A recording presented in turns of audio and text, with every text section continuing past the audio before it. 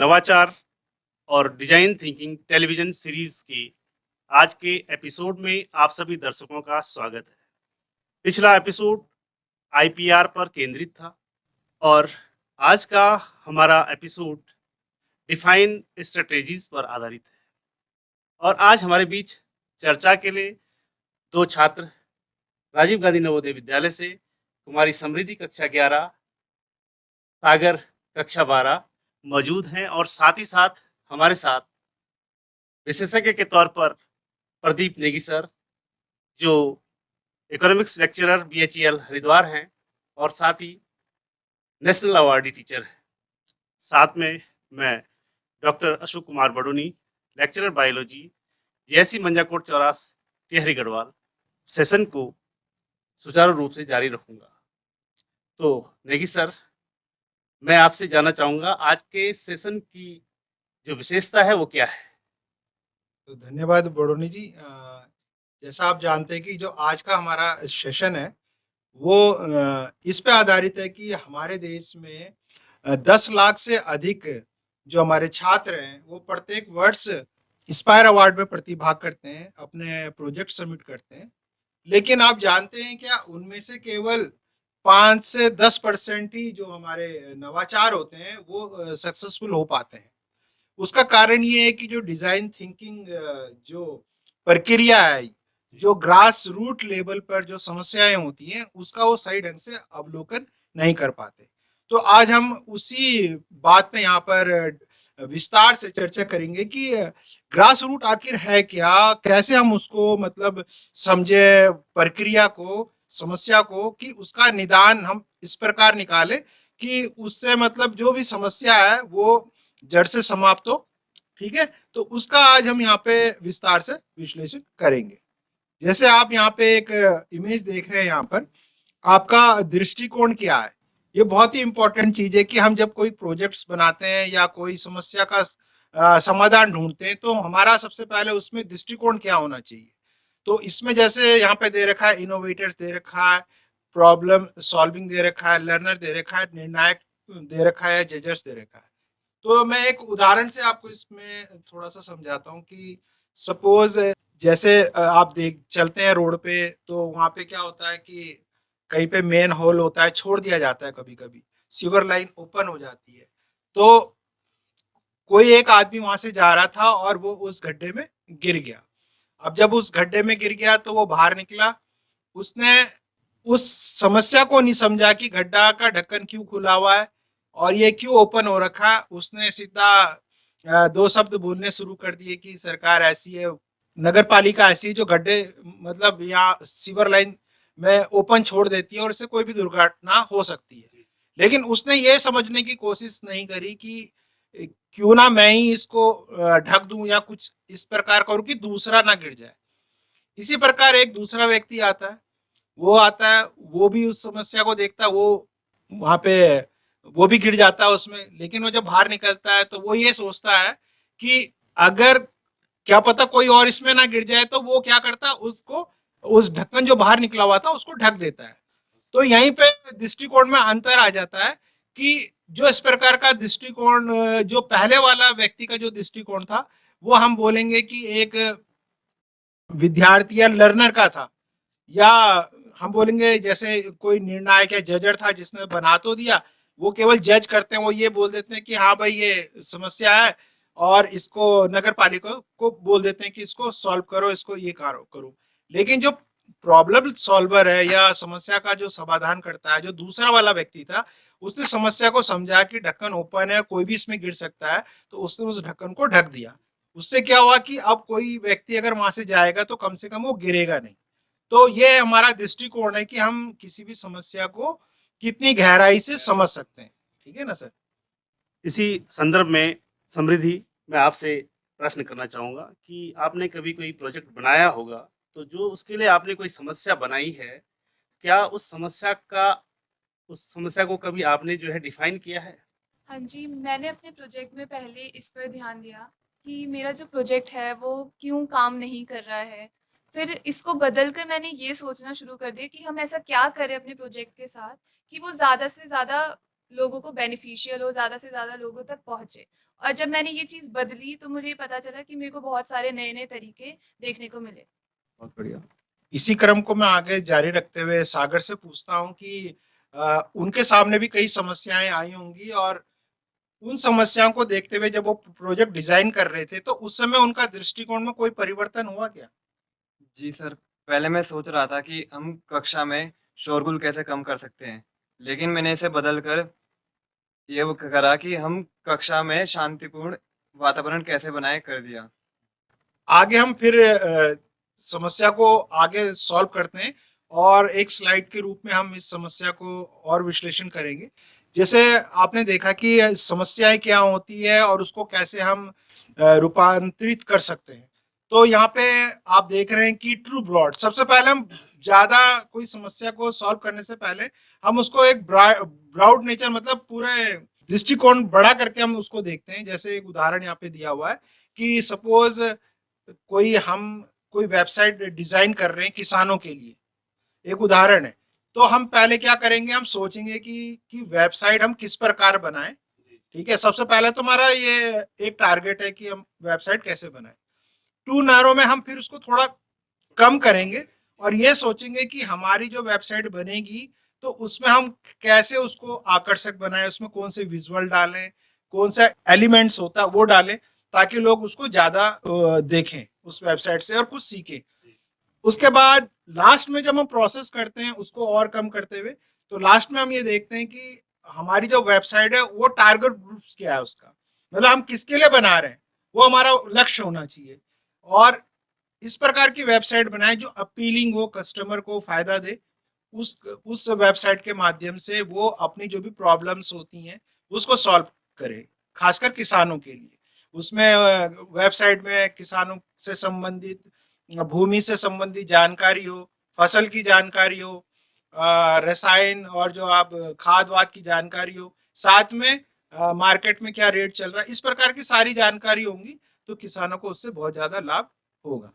तो समृद्धि जी, मैं आपसे दूसरा प्रश्न करना चाहूँगा कि क्या आप ये बता सकते हैं कि आपने कोई प्रॉब्लम अगर अपने प्रोजेक्ट में रखी है, तो क्या उसमें आपने 5 व्हाइस का इस्तेमाल उसमें किया है? हाँ जी, जब मैंने अपना प्रोजेक्ट बनाया तो मैंने 5 व्हायस वहाँ पे ट्राई किया था, क्योंकि जब मैंने बनाया तो मैंने ये सोचा कि मेरा जो प्रोजेक्ट है वो विफल क्यों हुआ, वो क्यों काम नहीं किया।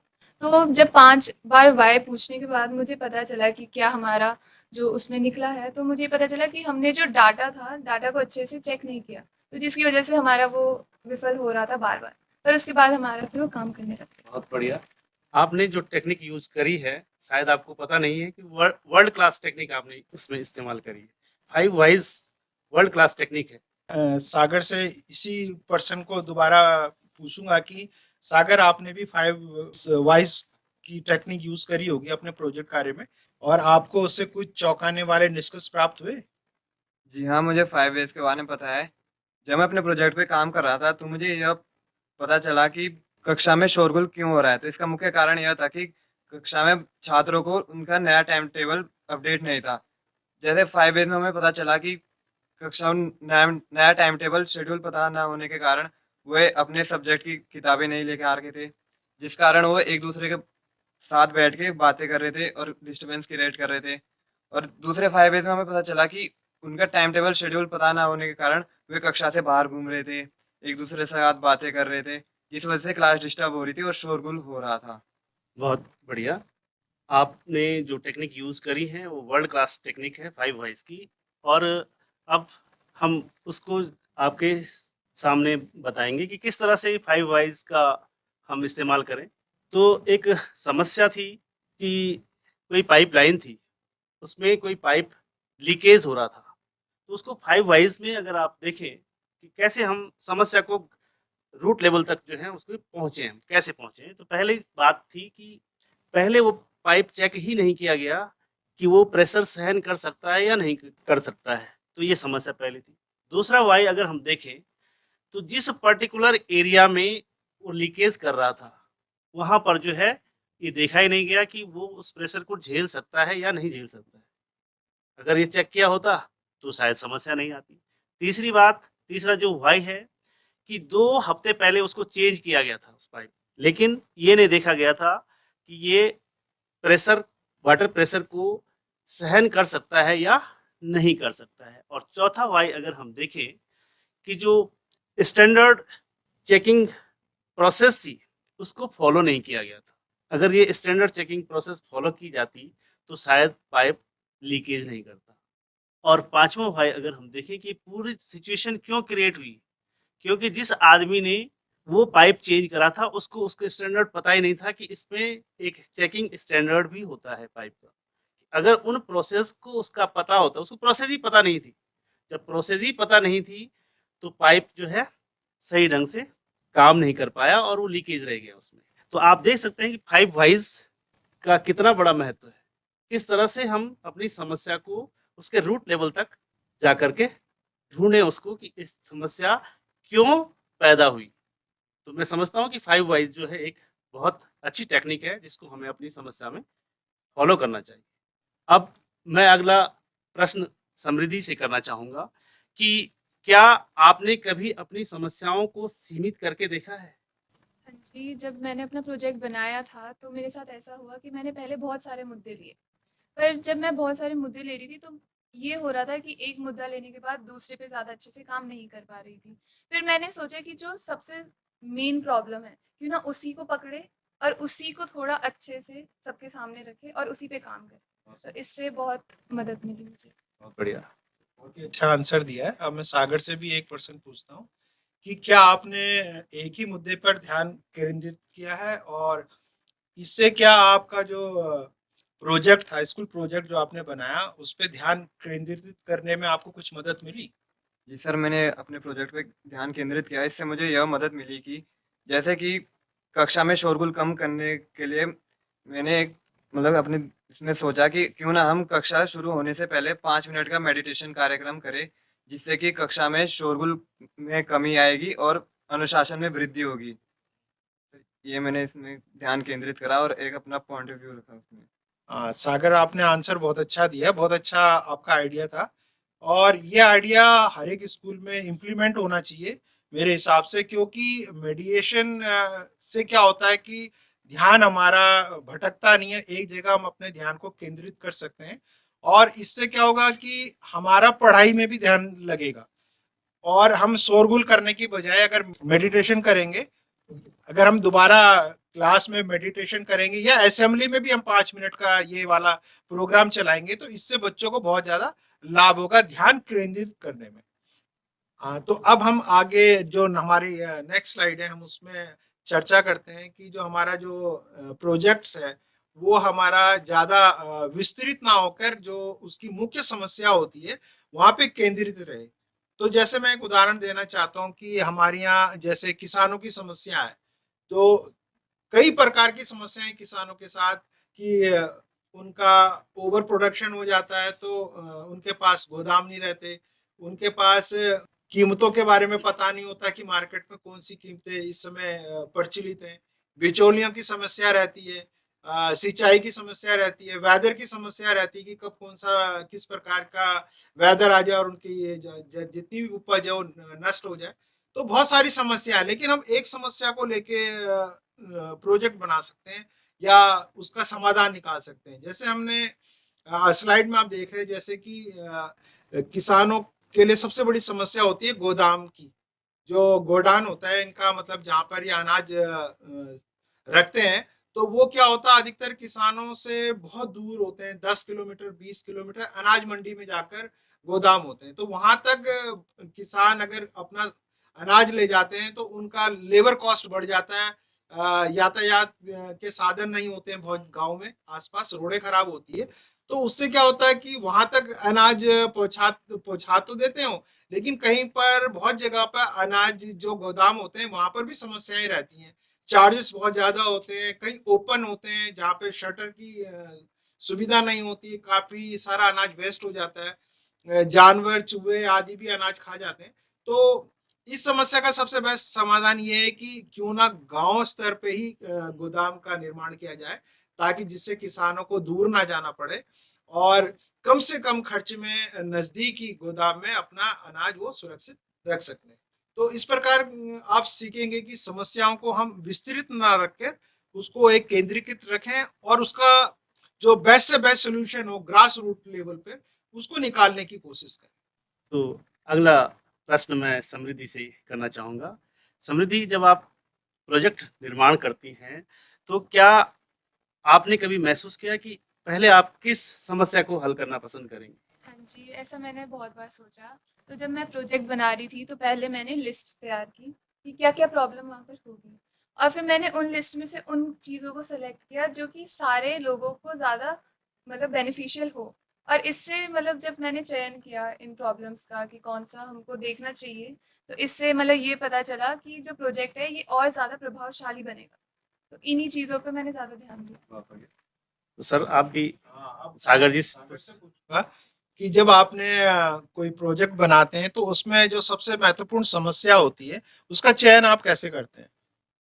मैं आमतौर पर उस समस्या को चुनता हूँ जिसका लॉन्ग पीरियड ऑफ टाइम प्रभाव अधिक होता है। जैसे कि हमारे स्कूल कैंपस में प्लास्टिक का उपयोग करने पर मेरा ध्यान केंद्रित हुआ, जिसका हमारे पर्यावरण पर प्रतिकूल प्रभाव पड़ रहा है। जैसे सर उसमें गंदगी बढ़ती है, सर उसमें पानी इकट्ठा होता है, जिस वजह से सर उसमें डेंगू, मलेरिया होने के चांसेस बढ़ते हैं सर, क्योंकि उसमें सर डेंगू, मलेरिया वाले मच्छर सर उत्पन्न होते हैं, जिससे हमारे यहाँ बीमारियाँ फैलती है, जिससे हमें बहुत नुकसान पड़ता है। बहुत अच्छा बोला। तो इसी बात को हम जो है एक इमेज के माध्यम से देखना चाहेंगे कि किस तरह से हम जो है अपने जो हमारे प्रश्न हैं, हमारी जो समस्या है, उसको हम एक प्रायोरिटी के हिसाब से, जो एक मैट्रिक्स जो बनेगा, उसके हिसाब से हम समस्या को अपनी समझ सकते हैं कि कैसे हम पहले कौन-सी समस्या हम सबसे पहले हल करना पसंद करेंगे। तो आप देख रहे हैं इमेज में कि यहाँ पर एक कोविड की एक समस्या है, जो अभी कोविड काल जो था उस समय हमने देखा कि फर्स्ट प्रायोरिटी में हमने क्या चीज़ रखी। सबसे पहले जो है आप, क्योंकि टीका तो बना नहीं था, उसकी जो सॉल्यूशन था वो टीका था, लेकिन पहले जो प्रायोरिटी में रखा गया था वो लॉकडाउन रखा गया, लॉकडाउन किया गया पूरा। सेकंड प्रायोरिटी हमने रखी उसमें मास्क पहनना और सैनिटाइजेशन, वो हमारी सेकंड प्रायोरिटी थी। थर्ड प्रायोरिटी में हमने, अब चूंकि मास्क पहन के हम काम करने लग गए, अपने ऑफिस जाने लग गए या अपने रोजमर्रा के कार्य करने लग गए, उसके बावजूद हमने जो तीसरी जो प्रायोरिटी हमारी थी, उस प्रायोरिटी में हमने जो चीज रखी वो थी हमारी सोशल डिस्टेंसिंग। सोशल डिस्टेंसिंग, तो ये प्रायोरिटी के हिसाब से हम अपनी समस्या को हल करना प्रारंभ कर सकते हैं और अंतिम जो हमारा जो एलिमिनेशन, जहाँ पर समस्या हमारी समाप्त हो रही है, वहाँ पर टीका आ गया था। तो इस तरह से हमने प्रायोरिटी के हिसाब से अपनी समस्या को सुलझाया। तो हमें जब भी हम कोई प्रोजेक्ट तैयार कर रहे होते हैं तो हमें इन स्टेप्स को फॉलो करना चाहिए कि कैसे हम फर्स्ट प्रायोरिटी में क्या रखेंगे, सेकंड प्रायोरिटी हमारी क्या होगी, थर्ड प्रायोरिटी हमारी क्या होगी और फोर्थ में क्या होगा। तो हमारे एक जो सॉल्यूशन जो निकल के आएगा वो बहुत बेहतरीन आएगा। तो इन चीज़ों को अगर हम फॉलो करें तो मैं समझता हूँ हमारी समस्या का समाधान आसानी से और अच्छे तरह से हो सकता है। तो आप सागर से मैं चाहूँगा कि आप भी इस पर उनसे भी प्रश्न कर सकते हैं। कि क्या आपने अपने प्रोजेक्ट में पॉइंट ऑफ टाइम का इस्तेमाल किया है? अगर किया है तो उससे आपको क्या बेनिफिट्स हुआ? हाँ, मैंने इसका इस्तेमाल किया है। सर, जैसे मैं अपने प्रोजेक्ट पे काम कर रहा था, तो मैंने देखा स्कूल के प्रोग्राम के रिसाइक्लिंग प्रोग्राम में शिक्षकों और छात्रों की राय समझने के लिए इसका इस्तेमाल किया, जिससे मुझे यह पता चला कि बच्चे को इसकी प्रक्रिया समझ नहीं आ रही है। तो इसे मैंने और स्पष्ट किया और यह जानने की कोशिश करी कि अपने दिमाग में मतलब मैप बनाया कि इसको हम कैसे और अधिक प्रभावकारी बना सकते हैं ताकि बच्चों को अधिक से अधिक समझ आए और इसका और अधिक लाभ हो। बहुत सही। मैं इसी प्रश्न को समृद्धि से पूछना चाहूँगा, क्या आपने अपने नवाचार में पॉइंट ऑफ व्यू मैप का कभी इस्तेमाल किया है और उपयोगकर्ताओं को इससे क्या फ़ायदा हुआ है? हाँ जी, जब मैंने प्रोजेक्ट बनाया था तो मैंने अपना पॉइंट ऑफ व्यू यहाँ पर रखा सबके सामने कि मेरे साथ जैसे क्या हुआ था जब हम जैसे पहाड़ों पे जाते हैं तो वहाँ पर हेयर पिन बैंड होते हैं। तो बहुत बार क्या होता है स्पीड में आने की वजह से वहाँ पर बहुत एक्सीडेंट्स होते हैं। तो एक ऐसा ही इंसिडेंट हमारे साथ भी हुआ जिसके बाद मैंने विचार किया कि क्यों ना इसको कम करने के लिए या फिर लोग इस पे ज़्यादा ध्यान दें तो कुछ किया जाए। तो मैंने इन चीज़ों को देखते हुए अपना पॉइंट ऑफ व्यू रखा और इस प्रोजेक्ट को आगे बढ़ाया। अब इसी चर्चा को आगे बढ़ाते हुए अब मैं पॉइंट ऑफ व्यू को थोड़ा और विस्तार से बताता हूँ कि जब हम कोई प्रोजेक्ट बनाते हैं तो एक पॉइंट ऑफ व्यू हमें रखना चाहिए अपने पास। इसका मैं एक उदाहरण आपको देना चाहता हूँ, उससे आप इसको और अधिक रूप से समझ पाएंगे। जैसे आपने देखा होगा कि आजकल महानगरों में, बड़े बड़े शहरों में लोग काम करने जाते हैं और 30-30, 4-4 घंटे का रास्ता होता है या 80-90 किलोमीटर तक जाते हैं। और क्या करते हैं लोग, अपनी अपनी गाड़ियां लेके जाते हैं इतनी दूर। उसमें क्या होता है कि पेट्रोल का भी खर्चा होता है, पोल्यूशन भी होता है और ट्रैफिक जैम भी होता है। तो इन सारी समस्याओं का दूर करने के लिए हम क्या कर सकते हैं कि हम एक सोल्यूशन बना सकते हैं कि भाई जिसके पास कार है तो वो क्या करेगा कि वो ये मतलब अपने आसपास व्हाट्सएप के माध्यम से या ग्रुप बनाकर जानकारी ले सकता है कि भाई कौन उस एरिया में सर्विस करता है या वहां जाता है। तो उसमें क्या होगा कि एक हफ्ते में जैसे कोई आदमी 4 दिन जा रहा है, 5 दिन जा रहा है, तो वो क्या करेगा, उस अपनी कार में कम से कम 5-6 लोगों को ले जा सकता है। उससे क्या होगा कि लोगों का जो मंथली खर्चा होता है पेट्रोल पे वो बचेगा। ठीक है, आने जाने में सुविधा होगी और समय पे पहुंचेंगे। और सबसे बड़ी बात क्या होगी कि जो हमारा एक्सपेंसिव है वो हमारा कम हो जाएगा। ट्रैफिक जैम से भी हमें आज़ादी मिलेगी। जो अलग अलग 4-5 कारें जाएंगी उसकी जगह अगर एक कार का इस्तेमाल करेंगे तो खर्चे के साथ साथ हमारा मतलब समय भी बचेगा। और जैसे बहुत लोगों ने आजकल आसपास के लोगों ने एक ऐप का इस्तेमाल किया है, ब्लाब्ला नाम का ऐप है, उसका इस्तेमाल करते हैं और बहुत अच्छा ऐप है। उससे अगर कोई दिल्ली जा रहा है या कहीं जा रहा है, अगर वो जाता है कि मैं अकेला क्यों जाऊं, अपने साथ 2-3 को ले जाऊं, तो वो ले जा सकता है उसको। तो इससे एक्सपेंसिव कम हो जाता है और एक फ्रेंडशिप भी बनती है और कार्य योजना भी अच्छी बनती है उसके साथ साथ। तो इसी पॉइंट ऑफ व्यू को हम एक इमेज के माध्यम से समझ सकते हैं। आपके सामने एक इमेज है, इसमें आप देख रहे हैं कि एक रेस्टोरेंट का दृश्य आपके सामने है, जिसमें कुछ लोग बैठ करके खाना खा रहे हैं और कुछ लोग लाइन में खड़े हैं, कुछ लोग हाथ में प्लेट लेकर के खड़े हैं। कुछ लोगों का खाना तो समाप्त हो चुका है लेकिन वो बातचीत में व्यस्त हैं और दूसरे लोगों को जगह नहीं मिल रही है। वो इंतजार कर रहे हैं कि कब हमें मौका मिले और हम बैठें।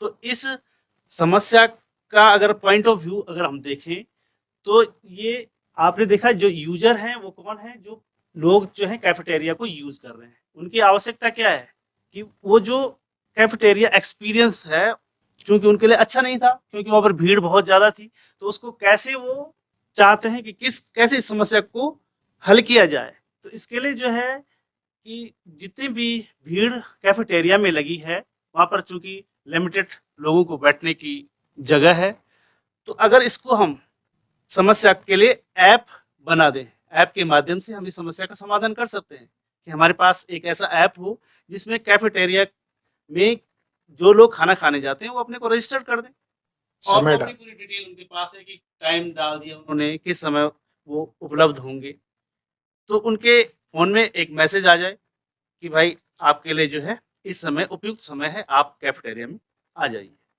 फिर वो अनावश्यक भीड़ लगने से वहां पर बच जाएगी। तो इस तरह की जो टेक्निक है उनका हम इस्तेमाल कर सकते हैं और अपनी समस्या का समाधान कर सकते हैं। तो हम अगर इस तरह के ऐप बना लें या जो हमारे बच्चे हैं वो इस तरह के जो स्टूडेंट्स हैं वो कर रहे हैं, ऐप बना रहे हैं, तो हम ज़्यादा से ज़्यादा समस्याओं का समाधान कर सकते हैं। तो ये डिज़ाइन थिंकिंग का जो स्टेप है कि डिफाइन स्ट्रेटेजीज, उसको हम बेहतर ढंग से जो है समझ सकते हैं।